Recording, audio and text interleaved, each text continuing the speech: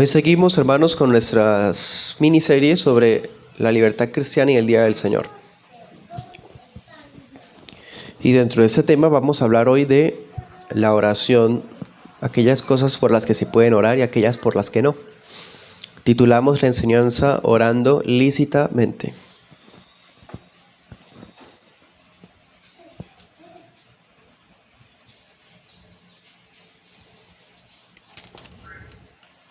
Vamos a estar leyendo algunos textos, así que vamos a leer primero 1 Timoteo 2:8.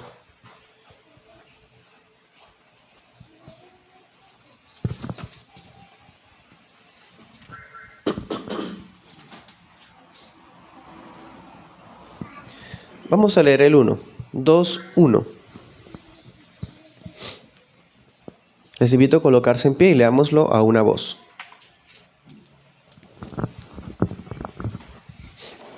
En la SBT dice: exhorto pues ante todo que se hagan rogativas, oraciones, peticiones, acciones de gracias por todos los hombres, por los reyes y por todos los que están en eminencia, para que vivamos quieta y reposadamente en toda piedad y honestidad.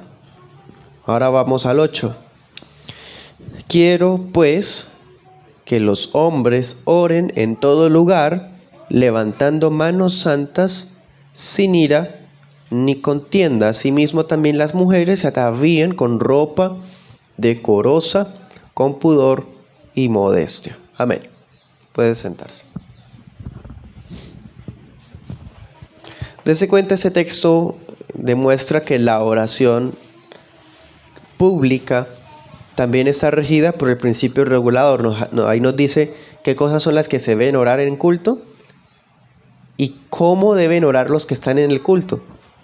A los hombres se refiere o enfatiza la santidad y a las mujeres la presentación. Entonces estas cosas también hacen parte del culto público, del principio regulador. Obviamente, por analogía, pues se deduce que las mujeres también deben ser santas y los hombres también deben tener pudor, ¿no? Obviamente. En fin, vamos a leer ahora el 22.4 de la Confesión de Londres. Se los leo yo. Dice: la oración debe ser por cosas lícitas y a favor de toda clase de personas vivas o que vivirán más adelante, pero no a favor de los muertos, ni de aquellos de quienes se pueda saber que han cometido el pecado de muerte. Cierro comillas. Titulamos entonces la enseñanza Orando lícitamente. Como vemos, hermanos, entonces la oración es una institución divina, es una disciplina cristiana, es un imperativo, es una orden de Dios para todos nosotros. La enseñanza anterior vimos que es una necesidad de todos los hombres. Hoy vemos que es un mandamiento para todos los hombres, especialmente para los creyentes, por supuesto. Tesalonicenses 5:17 dice: orad sin cesar, algo que se aplica a cada uno de nosotros individuales. Y ahorita que leímos 1 Timoteo 2 habla de las oraciones como iglesia. O sea, eso está mandado individual y colectivamente. Vimos que la oración debe contener unos elementos bíblicos para que sea aceptada por Dios. ¿Se acuerdan? Primera parte fue el elemento objetivo, que era la Trinidad, y el elemento subjetivo, que eran las aptitudes, especialmente el temor de Dios. ¿Se acuerdan? La sencillez, la humildad, que sea entendible. Pero aparte de esos elementos que se demandan para que la oración sea aceptada, de igual modo es requerido que oremos por cosas lícitas. Eso significa que Dios no solo tiene en cuenta las aptitudes, las intenciones de nosotros cuando oramos, sino que también tiene en cuenta nuestros propósitos y nuestras finalidades. Bien, estaremos estudiando este tema en 2 puntos. El primer punto será orando por otros. Y el segundo punto será el pecado mortal.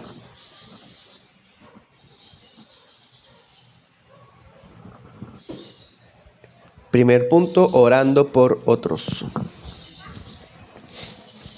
En este tema que estamos estudiando esta mañana, prácticamente tenemos una pregunta para resolver. ¿Por cuáles personas debemos orar? ¿Cuáles son los asuntos válidos por los cuales oramos?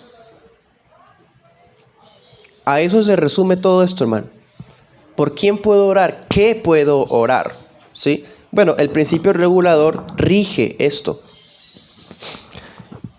Y lo sabemos porque es que la palabra de Dios limita el alcance de la oración. Muchas veces en la palabra se limita aquello por lo cual vamos a orar y aquello por lo que no podemos orar. Por ejemplo, en Jeremías, los que estamos leyendo en nuestros devocionales en Jeremías, Dios le dice a Jeremías, no ores por ellos. ¿Se acuerdan?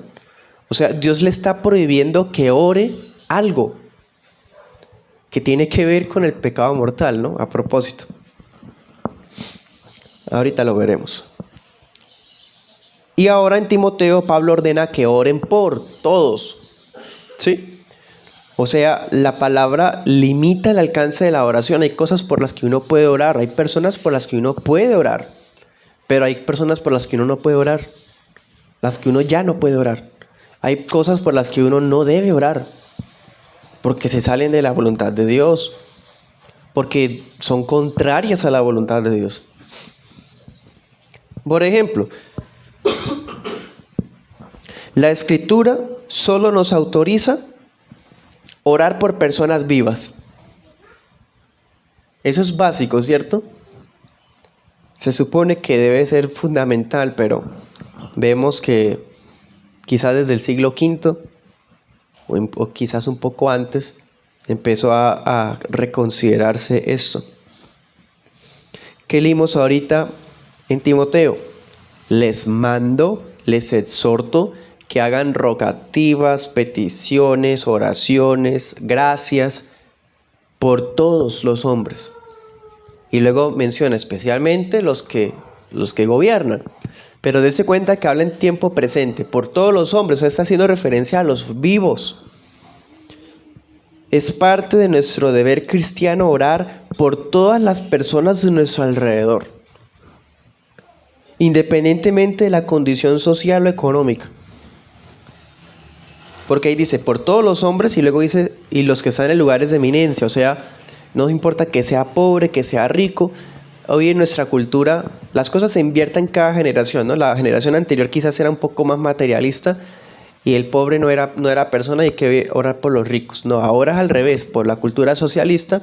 Entonces el rico es el malo y no hay que orar por él, hay que orar por los pobres. No, hermanos, hay que orar por todos los hombres. Es un deber cristiano orar por todas las personas. Obviamente hay un énfasis en los que están en los lugares de eminencia, por ejemplo en nuestro país, los que están en la rama ejecutiva, en la rama legislativa, en la rama judicial.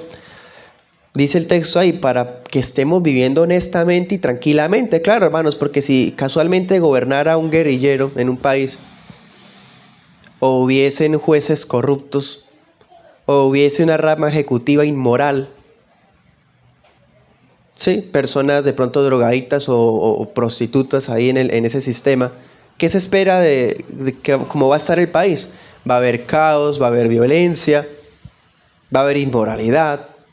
¿Se dan cuenta? Entonces, eso es lo importante, orar por estas personas, para que estemos viviendo quietamente, tranquilamente. Bueno,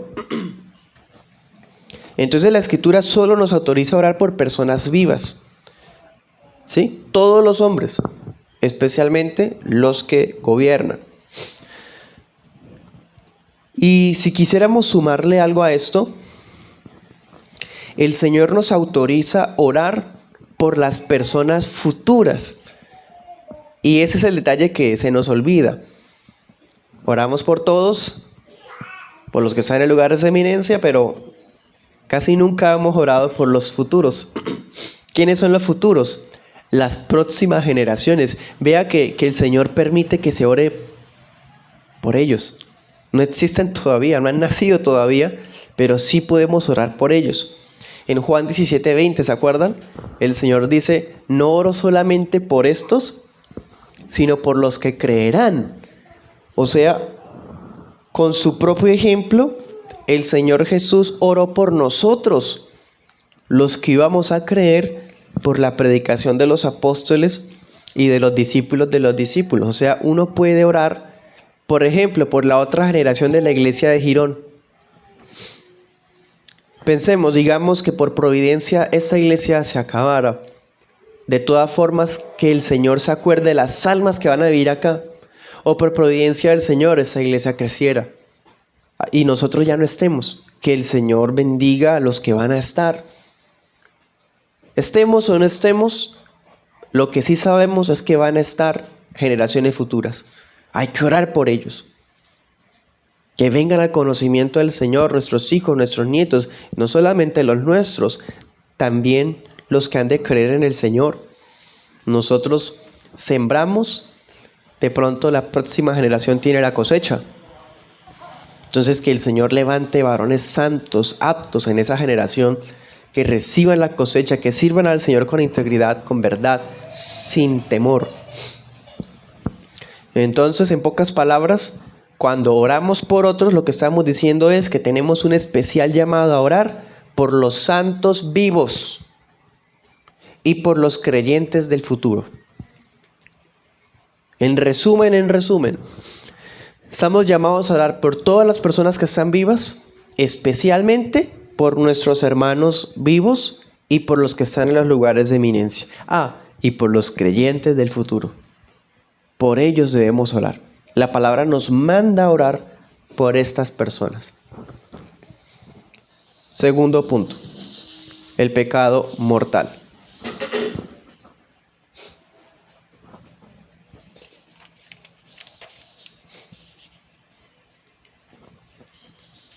Primera de Juan 5:16.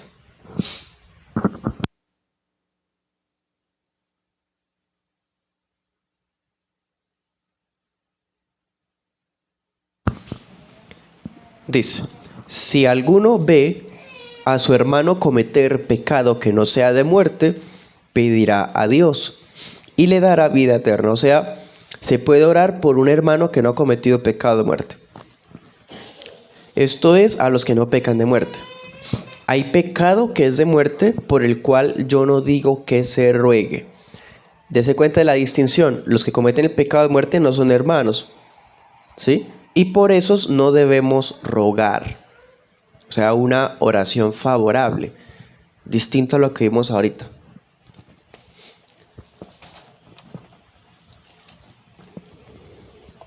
Entonces, mientras por un lado nos alienta a clamar por los vivos y por los que vivirán, por otro lado, la misma palabra nos prohíbe cualquier forma de clamor o contacto por los muertos.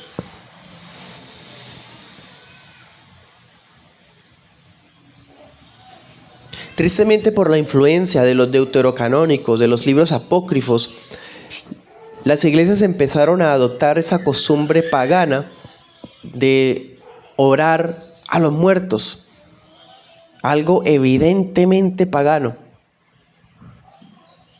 La Biblia nos muestra a los muertos como alejados de nuestro alcance y por tanto los presenta como en un plano exento de las oraciones. Claro, no pueden escucharlas y tampoco pueden ser beneficiados por ellas. No se puede orar a los muertos como pidiéndoles un favor porque no tienen contacto con el mundo de los vivos. Y no se puede pedirle nada a los muertos, o peor, orar por ellos porque su vida terminó.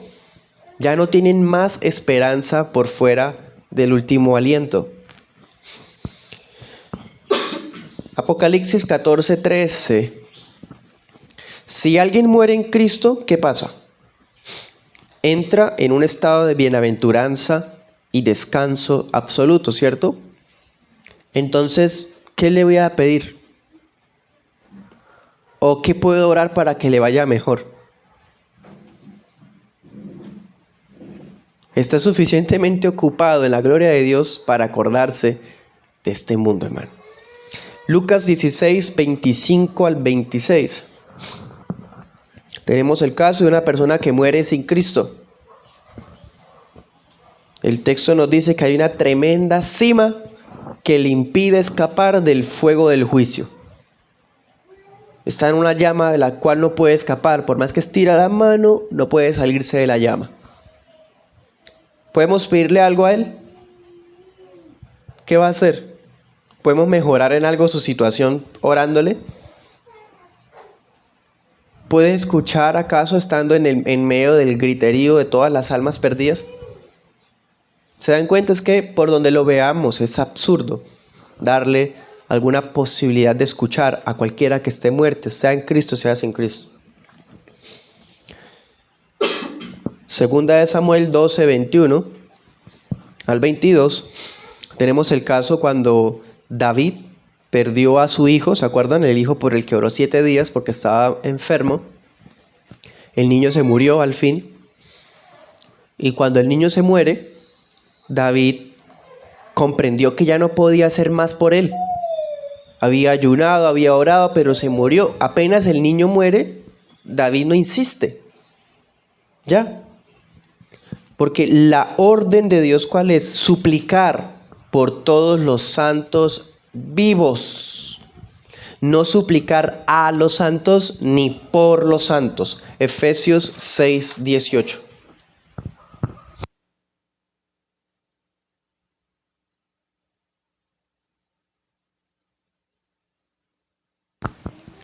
Dice, orando en todo tiempo, con toda oración y súplica en el Espíritu, y velando en ello, con toda perseverancia y súplica por todos los santos. Por los santos. Dice, y por mí, para que me sea dada palabra al abrir mi boca. O sea, implica orar por los vivos. No orar a los muertos ni por los muertos. Además, como vimos, Cristo mismo oró por los discípulos que iban a creer en el futuro. Él nunca oró por aquellos que se murieron esperándolo.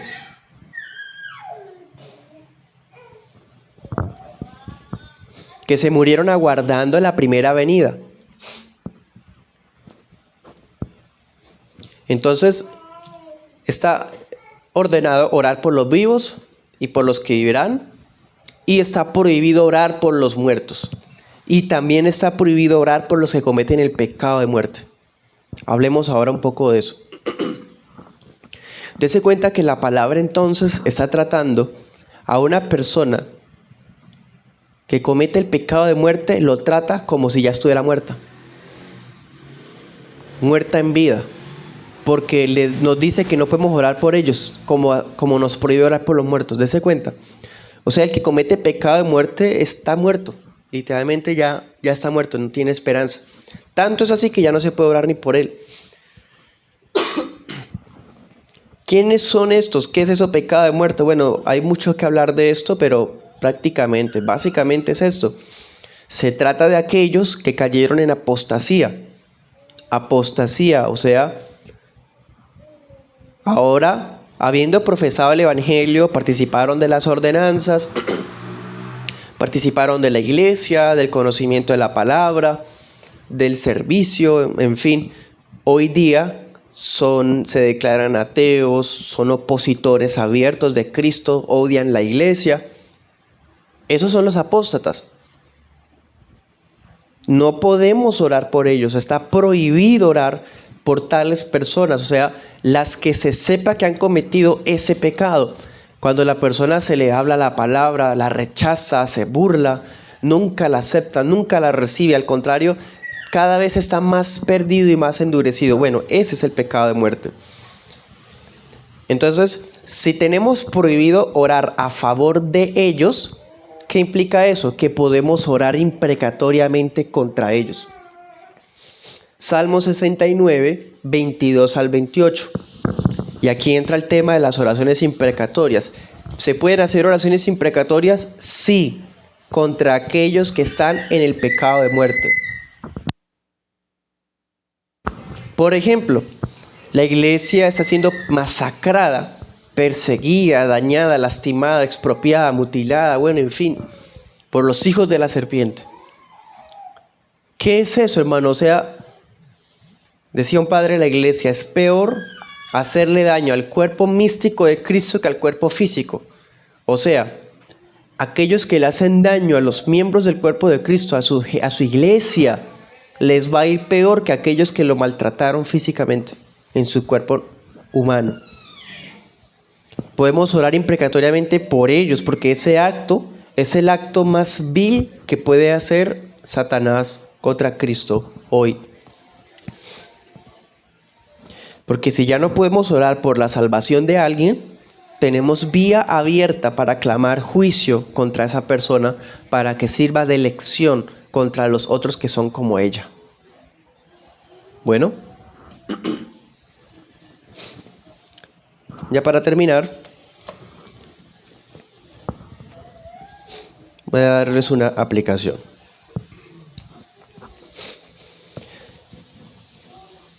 Tradicionalmente se ha denominado esa oración que hacemos por otros como intercesión, ¿cierto? Está bien. Creo que si lo comprendemos adecuadamente, de que responde a un mandato de orar por los vivos y por los que vivirán, entonces no riñe en ninguna manera con la mediación de Cristo, porque el único intercesor es Cristo, y el Espíritu Santo en cierta manera también intercede por nosotros. Entonces, cuando uno dice que uno hace oración de intercesión o que yo intercedí por el hermano tal en oración, no nos estamos colocando como sumos sacerdotes o sacerdotes o mediadores o algo así. Estamos recordando que somos parte de una familia, de un ejército, de un cuerpo, de un edificio compuesto por creyentes individuales que afrontan distintas luchas, distintas debilidades. Entonces, cuando me acuerdo de eso, oro por todos los santos. Mientras nosotros estamos acá pasando pruebas, nuestras propias tentaciones, bueno, hay hermanos pasando exactamente por lo mismo, incluso peores cosas. Entonces oramos por ellos. Eso le podemos llamar interceder en cierta manera. Entonces oramos por nuestros hermanos que están afrontando estas cosas. ¿Se acuerda que decía Pedro? Los que en otros lados del mundo están pasando de las mismas tribulaciones. Y solamente por ellos, no podemos orar por los hermanos que ya murieron. Por más que quisiéramos o les tuviéramos cariño, su memoria es un vivo recuerdo, pero nada más. Porque pensemos qué cosa podría aportar nuestra oración a un santo que ya está en la gloria. ¿Qué aporta? Pues mucho menos podría cambiar en algo el destino final de un réprobo que se murió sin Cristo. Bueno, ¿tiene alguna inquietud?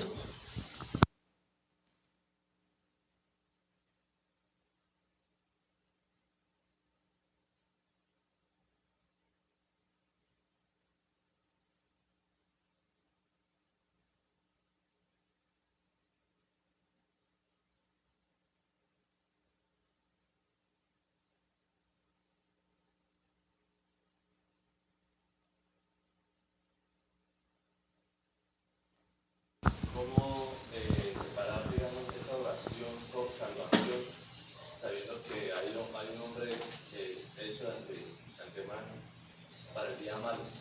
O sea, en cuestión de la salvación de la oración. El hermano pregunta, si la palabra dice que hay un hombre hecho para el día malo, ¿cómo podemos orar por la salvación